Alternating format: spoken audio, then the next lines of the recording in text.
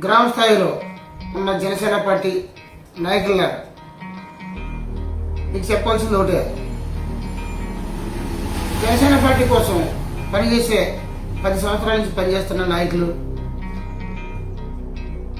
రాబోయే రోజుల్లో ఎంపీటీసీలు కానీ జడ్పీటీసీలు కానీ ప్రెసిడెంట్లు కానీ ఎలక్షన్లు జరుగుతానికి సిద్ధంగా ఉన్నాయి.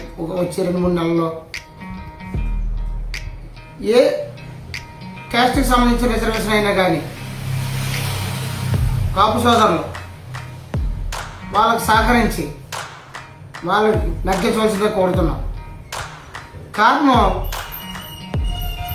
గ్రామ స్థాయిలో